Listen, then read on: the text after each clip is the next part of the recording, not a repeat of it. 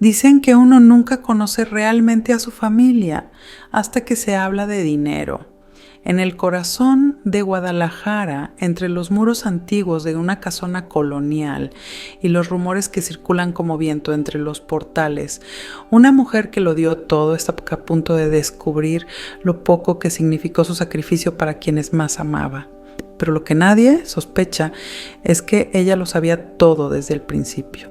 Isabel Mendoza, una mujer de 63 años, callada y elegante, había trabajado como ama de llaves durante más de 35 años en la mansión de una de las familias más poderosas de Jalisco. Lo que su hija adoptiva no sabía, lo que ni los vecinos se imaginaban, es que Isabel había heredado no solo la propiedad completa, sino una fortuna escondida en cuentas extranjeras. Todo gracias a un secreto que había guardado por décadas. Hoy la ciudad será testigo de cómo el olvido y la humillación pueden desenterrar secretos más valiosos que el oro. Porque cuando Isabel fue echada de su casa por su propia hija sin una explicación ni una lágrima, ella no suplicó, sonrió. El amanecer cubría el cielo de Guadalajara con un tono grisáceo, presagio de un día extraño. Isabel, como de costumbre, preparaba café de olla y bolillos calientitos sin saber que ese sería su último desayuno en casa de su hija. María Fernanda, su hija adoptiva, descendió las escaleras con prisa, ajustándose una blusa demasiado cara para su sueldo. Apenas cruzó la sala, lanzó una mirada de desprecio a Isabel, como si su sola presencia le molestara. ¿Y los pagos del predial, mamá?, preguntó con tono seco. ¿Sí? ¿No habías dicho que ibas a encargarte? ¿Ya no trabajas o sí? Isabel bajó la mirada no por vergüenza, sino para no estallar. Sabía que Fernanda solo la veía como una carga. Ya no produces, le había dicho una noche, como quien comenta que una planta dejó de dar flores. Aquel día todo se volvió claro. Fernanda había estado esperando el momento exacto para echarla. La casa que compartían desde hacía 20 años, donde Isabel le enseñó a leer, donde curó sus heridas, ya no era suya. «Quiero que te vayas», soltó Fernanda sin temblarle la voz. «Puedes quedarte con lo que tienes, pero no esperes más de mí. No puedo mantenerte. No quiero». Isabel recogió su bolso de mano. Dentro, un llavero antiguo con una pequeña letra V colgaba discretamente. Era el símbolo de una promesa, de una vida que nadie sospechaba. Caminó hasta la puerta sin mirar atrás. Mientras cerraba con suavidad, pudo escuchar cómo Fernanda ya hablaba por teléfono riendo con una amiga, como si nada hubiera pasado. Afuera, las campanas de la iglesia de San Agustín sonaban lentas, ceremoniosas, como si el tiempo mismo se despidiera de Isabel, pero ella no lloró, porque sabía que el juego apenas comenzaba. Tomó un taxi sin decir a dónde iba, solo dijo al chofer: «Lléveme a donde nadie pregunte quién soy». El taxi se internó por las calles de Guadalajara como si siguiera un mapa invisible hasta detenerse frente a un antiguo hotel de fachada discreta pero elegante. El Mirador del Sol. Nadie lo mencionaba en las guías turísticas, pero entre los círculos reservados de la élite tapatía era conocido como el refugio de los que sabían demasiado. Isabel descendió del vehículo sin prisa, con la dignidad intacta. Vestía ropa sencilla, pero sus pasos eran firmes. En la recepción, el joven encargado apenas alzó la mirada hasta que ella deslizó una tarjeta negra, de esas que no tienen límite y que muy pocos en el país habían visto. «Quiero una suite en el último piso, que no se registre mi nombre», dijo con voz tranquila. El recepcionista asintió de inmediato, sin hacer preguntas. En su trabajo, la discreción valía más que la curiosidad. En menos de 5 minutos, Isabel subía por el elevador antiguo, cuyas puertas doradas parecían susurrar secretos de generaciones pasadas. Ya en su habitación, Isabel se quitó los zapatos y se sirvió una copa de vino tinto. No era su costumbre beber, pero aquel día era especial. Había esperado más de 20 años para usar esa tarjeta. La había recibido meses después de la muerte de su antigua jefa, doña Valentina del Valle, la última gran señora de una dinastía olvidada. Isabel miró por la ventana hacia la ciudad que alguna vez pensó que la había tragado viva. Ahora la veía desde las alturas, como una espectadora silenciosa. Sacó de su bolso un sobre grueso, sellado con lacre rojo. Lo rompió con cuidado. Dentro había una carta escrita a mano por Valentina. Querida Isabel, lo viste todo, callaste todo, te lo advertí. Algún día te pagaría cada lágrima con oro. Esta fortuna es tuya, pero úsala con inteligencia. No te conformes con sobrevivir. Devora. Mientras las palabras se repetían en su mente como un mantra, Isabel abrió su vieja libreta de contactos. Había nombres ahí que no usaba desde hacía décadas. Abogados, corredores de bienes raíces, una periodista retirada y alguien que solo aparecía como Reinaldo, peligroso pero fiel. Llamó al primero con voz firme. En menos de 3 horas, un despacho entero de abogados ya trabajaba para ella. Quería poner a su nombre una serie de propiedades que había mantenido en silencio. Luego pidió un análisis detallado del patrimonio de su hija Fernanda.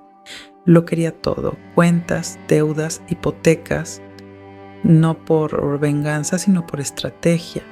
Esa noche, mientras la ciudad dormía, Isabel caminó por el pasillo del hotel como una sombra sin pasado. En su rostro no había odio, pero sí una determinación que dolía mirar. Porque quien lo pierde todo no siempre se rompe, a veces despierta.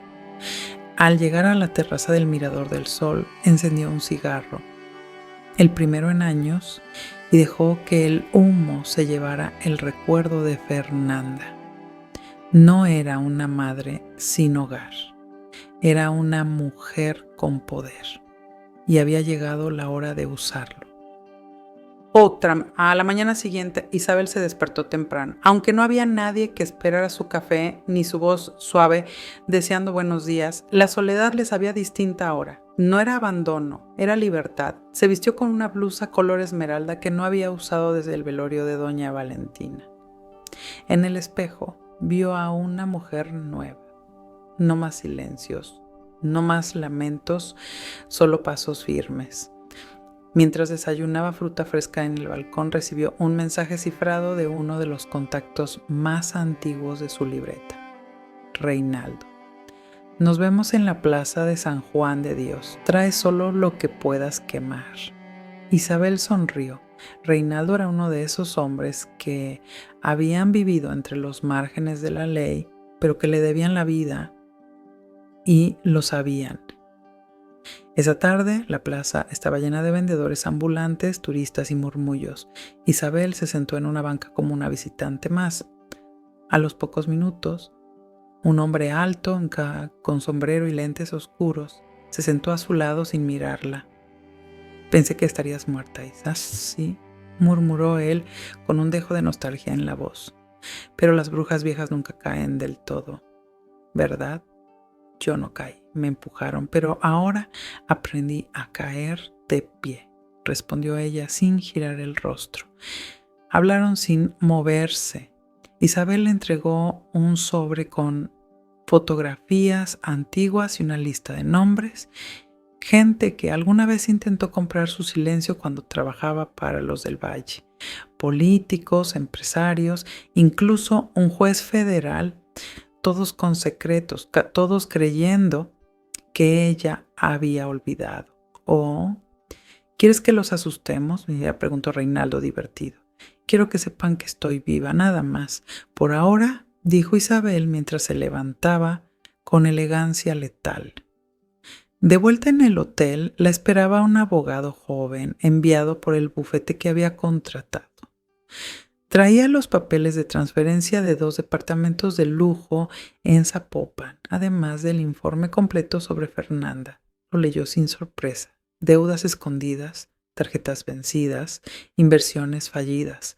Su hija había vivido como reina gracias al trabajo ajeno. Pero lo más intrigante no eran las cifras, sino una dirección que aparecía repetida. Un consultorio en la colonia americana. Isabel levantó una ceja. Fernanda no tenía por qué ir a ese lugar, salvo que escondiera algo más. Ordenó al abogado que contratara a un investigador privado, no uno cualquiera, sino uno acostumbrado a escarbar donde no debía. Mientras tanto, pidió reservar una cena en uno de los restaurantes más exclusivos de la ciudad, el mismo donde Fernanda y su esposo solían presumir que los meseros los conocían por nombre. Esa noche, Isabel llegó al restaurante vestida como una dama de la alta sociedad. Su vestido era de seda negra y llevaba un collar que había pertenecido a Valentina con un rubí en forma de lágrima. Al entrar, el jefe de meseros la reconoció de inmediato, pero no por su pasado, sino por su cuenta bancaria. La sentaron en una mesa con vista al jardín. No había música, pero en su mente Isabel escuchaba las notas de un bolero antiguo. Pidió vino de la reserva privada y cenó sola, tranquila, como quien se prepara para un banquete de almas. En una mesa cercana, una mujer joven cuchicheaba al verla. Isabel la identificó al instante. Era Jimena, amiga de Fernanda, una de esas que alguna vez le había dicho sirvienta. Ahora la miraba con duda, tratando de recordar de dónde conocía a esa señora elegante. Isabel cruzó su mirada con la de ella y con una media sonrisa alzó su copa. No dijo palabra, no necesitaba hacerlo, porque las sombras ya empezaban a moverse, y los que la despreciaron pronto tendrían que aprender a verla desde abajo. El día siguiente amaneció con un cielo pálido, casi blanco. Isabel se levantó temprano como si sus huesos hubieran sentido una señal.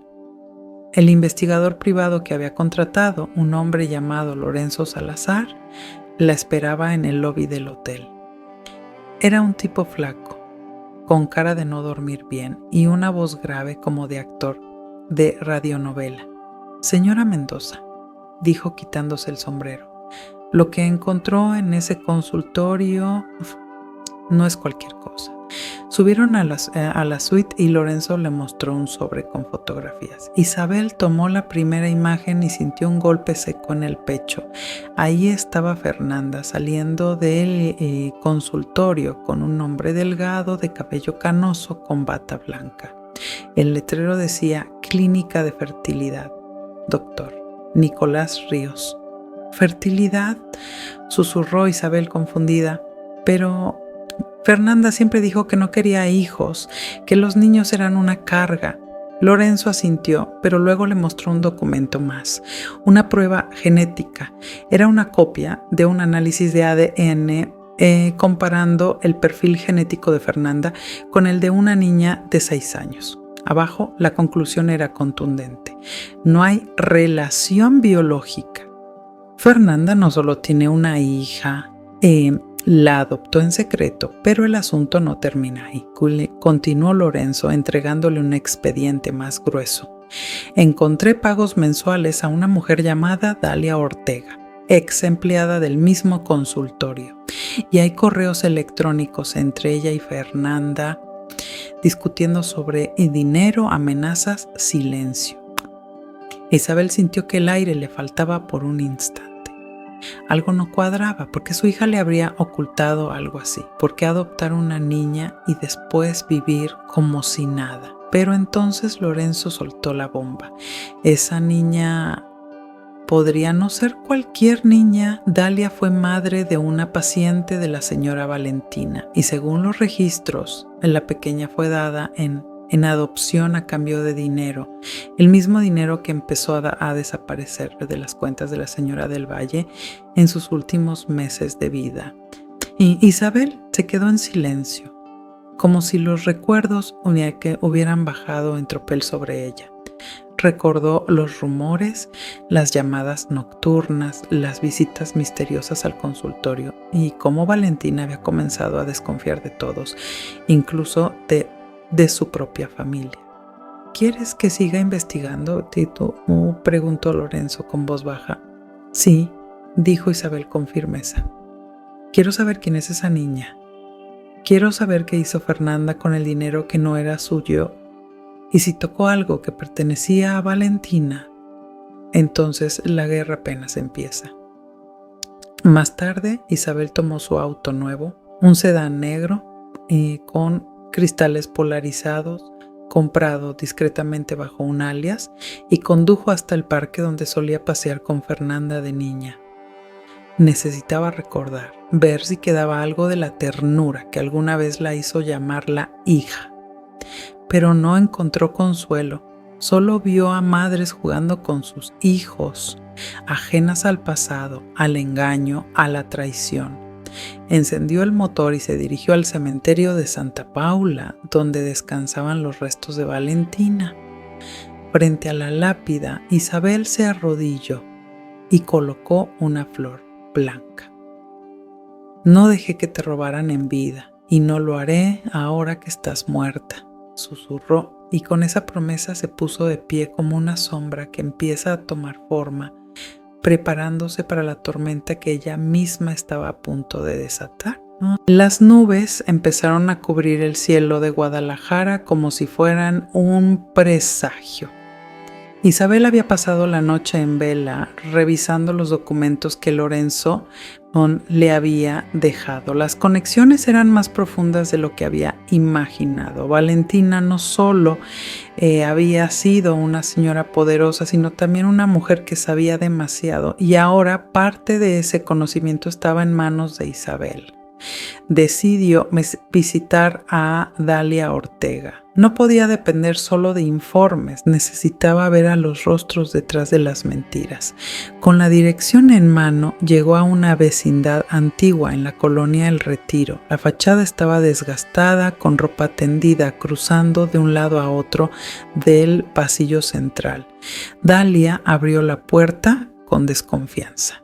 Era una mujer en sus 40, con mirada cansada y un cigarro a medio consumir entre los dedos. Al ver a Isabel se quedó congelada. Usted es la señora Mendoza, dijo casi susurrando. Pensé que estaba muerta. No tan fácil, hija. ¿Puedo pasar? Entraron a una sala humilde, con un ventilador girando perezosamente en la esquina. Isabel fue directa. Quiero saber por qué mi hija adoptiva pagaba por tu silencio. ¿Qué hizo con esa niña? Sobeías Taiden. Dalia tragó saliva. Se sentó en el sillón mirando al suelo. Esa niña no es cualquier niña, es hija de una de las sobrinas de Valentina, una adicta. La dejaron aquí un tiempo. Nadie quería hacerse cargo. Fernanda vino con un sobre lleno de billetes. Me pidió que la entregara como si fuera suya. Quisiera firmar unos papeles. Que todo fue falso. ¿Y tú aceptaste? Tenía a mi madre enferma. No tenía opción, pero después quise decir la verdad y empezaron las amenazas. Isabel comprendió entonces que Fernanda no solo la había traicionado a ella, sino también al legado de Valentina. Había usado su apellido, su poder, su confianza para enriquecerse y manipular a inocentes. Antes de irse, Isabel dejó sobre la mesa una tarjeta con un número.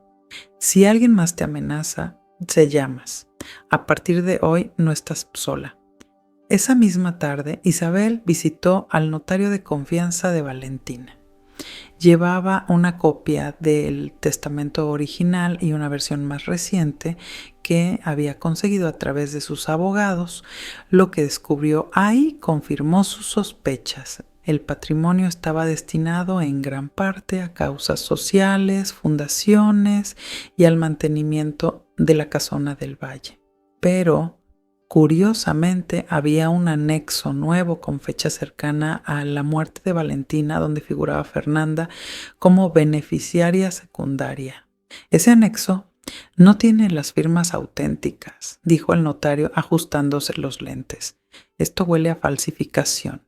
Quiero iniciar un procedimiento legal, que se revise todo. Si ese anexo es falso, mi hija está en problemas más grandes de lo que imagina, dijo Isabel con una calma helada. Mientras salía del despacho, recibió un mensaje anónimo en su teléfono.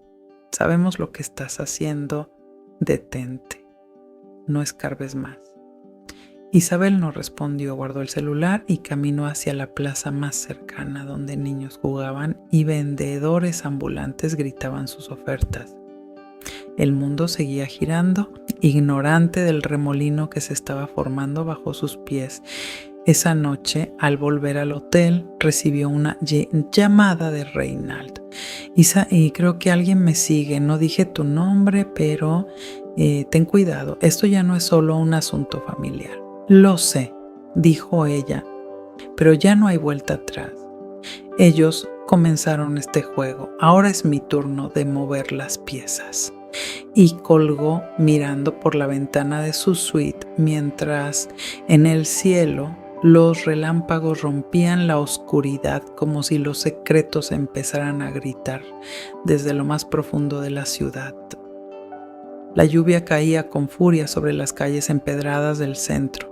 Isabel no dormía. Desde su ventana observaba cómo los limpiaparabrisas luchaban por barrer las gotas que parecían llover desde otro mundo. Había algo en esa tormenta que le traía recuerdos, voces apagadas, discusiones tras puertas cerradas y la promesa rota de una hija que nunca fue del todo suya. A la mañana siguiente, Reinaldo le envió coordenadas, un sitio llamado el Club de los Olvidados, un restaurante oculto en el sótano de una antigua biblioteca del Porfiriato, donde los poderosos se reunían a hablar de cosas que nunca llegarían a los periódicos. Isabel llegó sola. No llevaba escolta ni maquillaje, solo un abrigo oscuro y un anillo de plata que una vez le regaló Valentina. Al entrar, el ambiente era denso, como si las paredes hubieran absorbido siglos de secretos. Hombres y mujeres de traje hablaban en voz baja, con copas en mano y miradas esquivas. Reinaldo la esperaba en una mesa apartada. Le sirvió un whisky y encendió un cigarro sin pedir permiso. No me gusta lo que estoy viendo, Isa. Hay nombres que no deberías mencionar. Gente con poder real, políticos, jueces, empresarios. Y adivina qué. Fernanda está en sus cenas. Isabel bebió un sorbo antes de contestar. ¿Y qué hace ella ahí? Negocia, promete cosas que no puede cumplir. Habla como si fuera la heredera de los del Valle. Y lo peor, hay quienes le creen. Reinaldo deslizó un sobre la mesa. Dentro, fotografías recientes. Fernanda con un hombre mayor, claramente un político, sonriendo frente a una casa de playa. En otra imagen, ella con la niña que había adoptado, vestidas como si fueran portada de revista, fingiendo una vida de ensueño. Quieren lanzar un nuevo proyecto con su imagen, fundaciones, entrevistas, eventos sociales, todo para limpiar el apellido y ganar influencia. Están usando a la niña como símbolo de redención, pero es puro espectáculo. Isabel sintió cómo la rabia se le acumulaba en el pecho, densa, pesada. Esa niña inocente después estaba siendo usada como trofeo, como parte de un guión escrito por alguien sin alma. Esa misma noche pidió una reunión con uno de los hombres más influyentes del viejo círculo de Valentina, don Armando Castañeda, un ex banquero retirado, dueño de medios de comunicación, enemigo acérrimo de la mentira y viejo amigo de la difunta señora del Valle. Don Armando aceptó verla en su casa, en el exclusivo fraccionamiento Puerta de Hierro. Era un hombre de rostro severo, mirada penetrante y voz de trueno. Cuando Isabel le mostró el testamento alterado y las pruebas del uso indebido del nombre del Valle, el hombre apretó los labios con fuerza. Esa mocosa está jugando con fuego. Valentina me pidió antes de morir que velara por su legado. No pensé que tendría que hacerlo tan pronto. Necesito tu ayuda, dijo Isabel sin rodeos. No para destruirla, sino para poner las cosas en su lugar. Esta niña no merece ser criada entre farsas. Y Fernanda necesita enfrentar la verdad.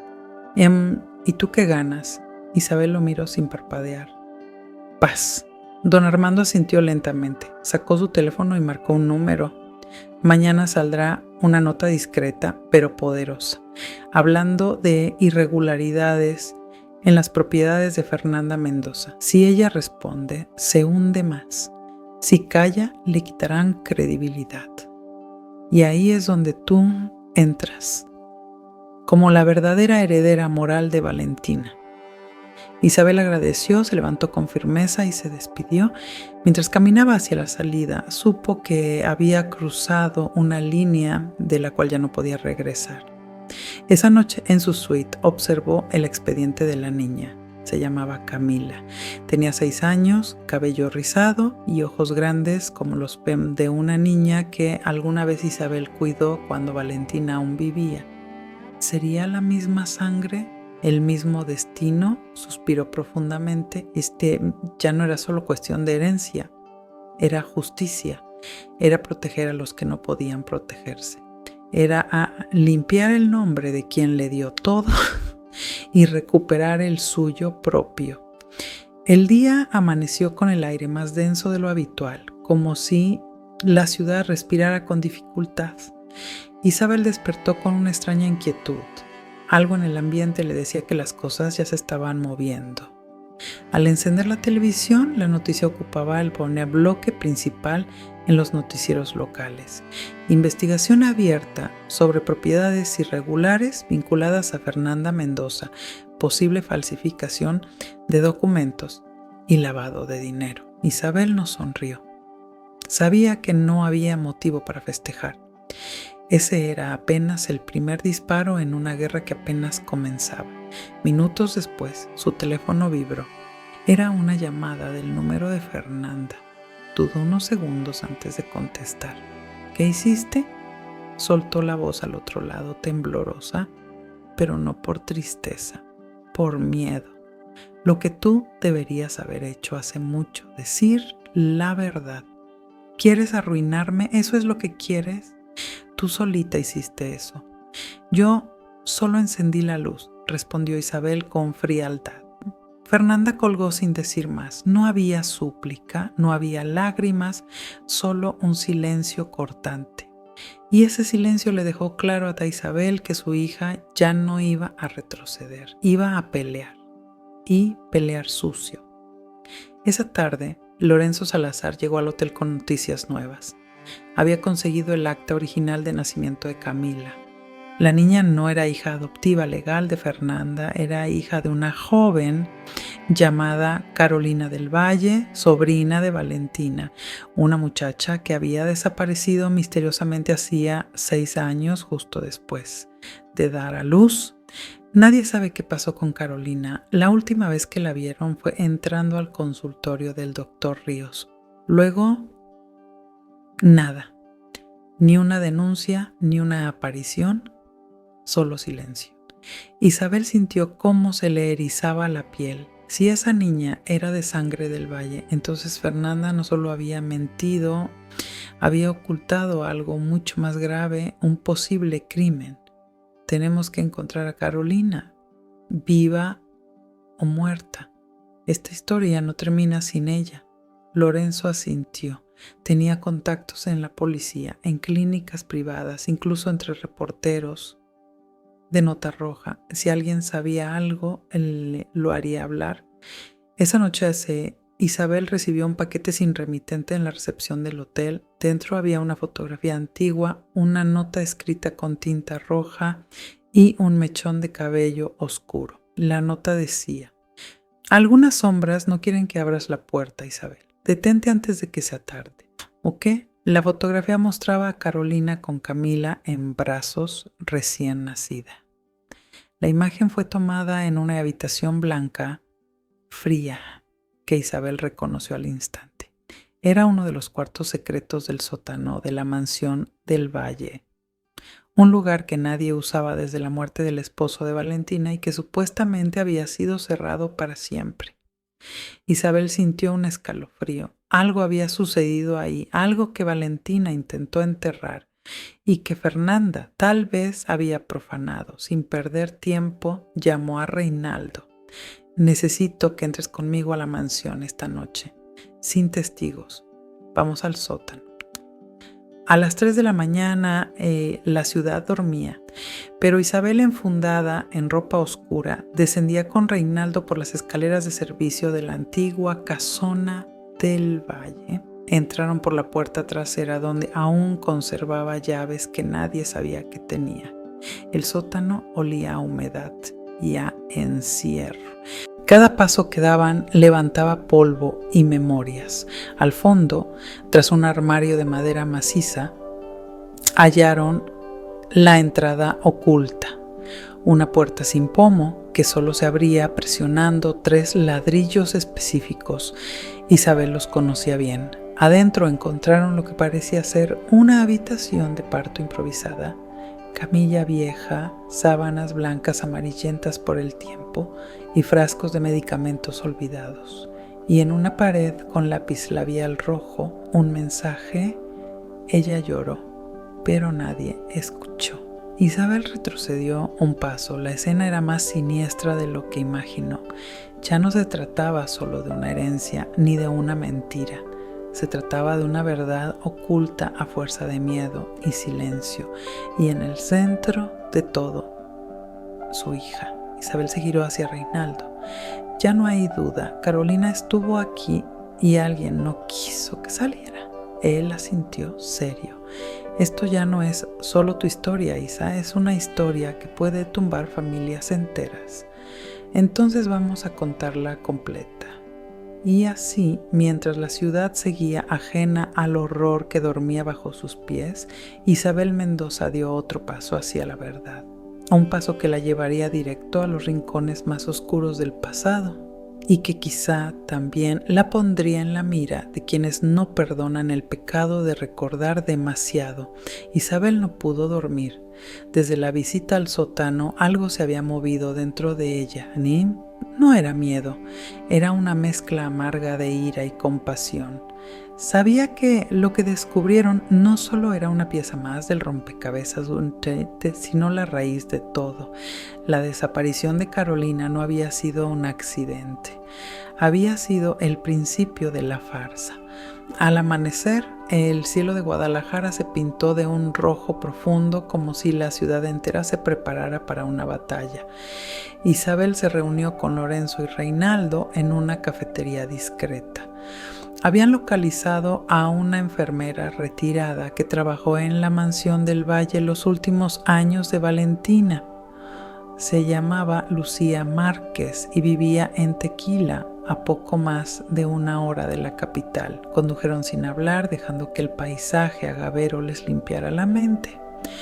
Cuando llegaron, Lucía los esperaba sentada en una mecedora, como si supiera que ese día llegaría. Yo vi lo que nadie quiso ver, dijo sin rodeos. Esa niña, Carolina, no desapareció, la escondieron. Tenía miedo. Decía que su hija era peligrosa para los intereses de su familia. Valentina quería protegerla, pero ya era tarde. Isabel la miró fijamente. ¿Está viva? Lucía bajó la mirada. La última vez que la vi, la llevaban en una camioneta negra. Iban 2 hombres con bata, pero no eran doctores. Ella gritaba tu nombre, Isa. Gritaba, no me quiten a mi hija.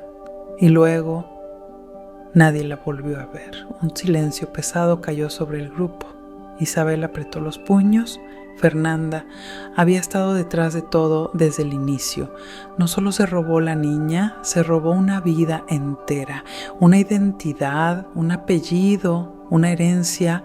De regreso a Guadalajara, Isabel ordenó lo que sería su último movimiento. Convocó a una rueda de prensa, no desde un despacho frío, ni con abogados al fondo. Lo haría desde la mansión del Valle. frente al retrato de Valentina, donde todo comenzó. La noticia corrió como pólvora. Medios locales, periodistas nacionales e incluso cámaras extranjeras acudieron a la casona, ¿ok? Nadie sabía qué esperar.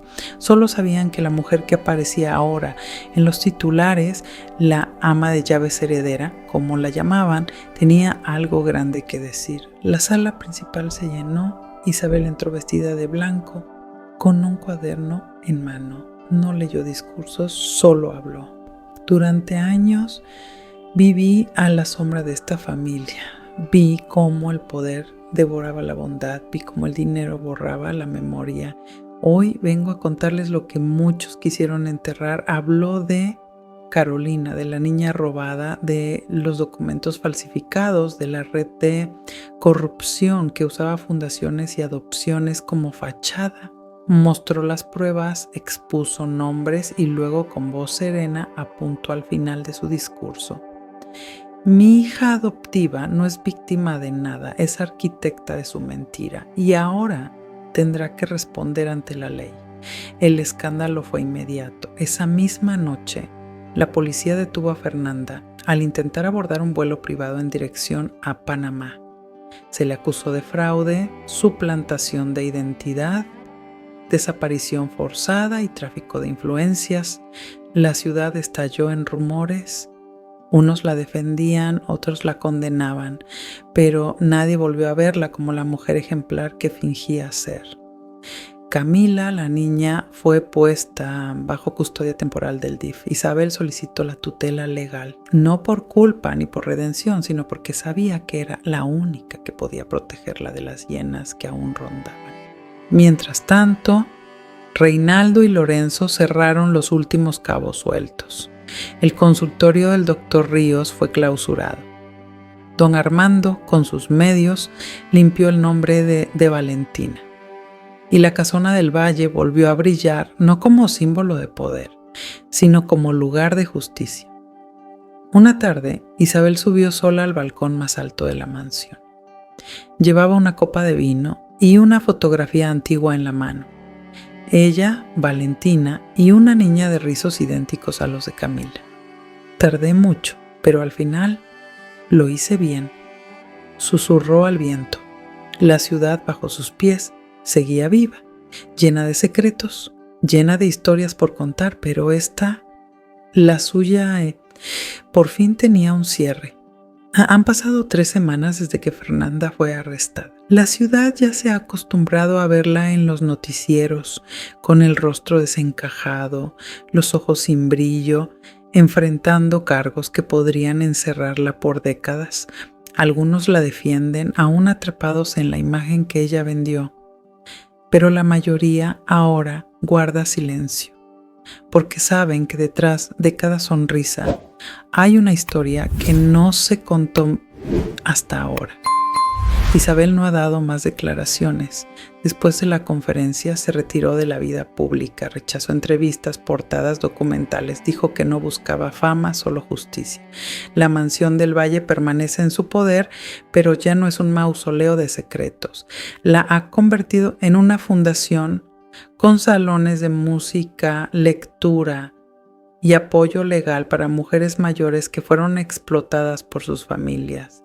Camila ahora vive con ella, aún no sabe toda la verdad, pero sabe que está segura. Isabel le ha dado un cuarto con vista al jardín y una biblioteca solo para ella. La niña no pregunta mucho, solo sonríe y le dice "abue", aunque Isabel nunca se lo pidió. Una tarde, sentadas en el piano que una vez perteneció a Valentina, Isabel enseñó a Camila las primeras notas de Claro de Luna, la misma pieza que alguna vez tocó frente a quienes la humillaron. Esta vez no había testigos, ni críticas, ni máscaras. Solo 2 almas reconstruyéndose a través de la música. Reinaldo se despidió en la estación de autobuses. Había cumplido su parte. Se iría al norte, lejos del ruido, con la tranquilidad de haber saldado una vieja deuda. Tú no solo ganaste esta guerra, Isa, la transformaste, le dijo antes de irse. Eres una señora pero no por el dinero, por el carácter. Isabel no respondió, solo lo abrazó con fuerza por primera vez en 30 años. Lorenzo, por su parte, decidió quedarse. Había encontrado en el caso no solo una historia que contar, sino una causa, ¿sí? Que se convirtió en el director legal de la fundación, ¿sí? Y cada vez que alguien le pregunta por qué lo hizo, solo dice, porque conocí a una mujer que nunca gritó, pero cuando habló, el mundo tuvo que escucharla. Una mañana, mientras regaba las plantas, Isabel encontró una carta bajo la puerta, sin remitente, escrita a mano. Decía: gracias por no olvidarla, gracias por darme lo que yo no pude. Cuida a Camila y cuídate tú, Carolina. Las manos de Isabel temblaron al leerla, una lágrima rodó por su mejilla, no por tristeza, sino por alivio. Carolina estaba viva, en algún lugar, libre. Quizás algún día volvería, quizás no, pero había paz. Y eso bastaba. Esa noche Isabel subió a la azotea. Desde ahí se veían todas las luces de Guadalajara titilando como estrellas invertidas. Recordó cada noche de abuso, cada desprecio, cada traición, pero también cada acto de resistencia, cada persona que eligió ayudarla, cada vez que no se rindió. Porque al final no era solo una historia de herencia, era una historia de identidad, de dignidad, de fuego contenido que al fin encontró su camino. Isabel Mendoza cerró los ojos y dejó que el viento acariciara su rostro. No era la misma mujer que fue echada de casa con un bolso en la mano. Ahora ella era el hogar, y en ese hogar ya no había espacio para el silencio. ¿Te conmovió la historia de Isabel Mendoza? Si esta historia resonó contigo, si te hizo reflexionar sobre la fuerza silenciosa de quienes siempre están en las sombras, comparte este relato. Haz que más personas conozcan que a veces la verdadera riqueza está en recuperar la dignidad y que nunca es tarde para decir basta. Comparte, comenta, inspira. Porque hay muchas Isabeles allá afuera y esta historia puede darles la voz que necesitan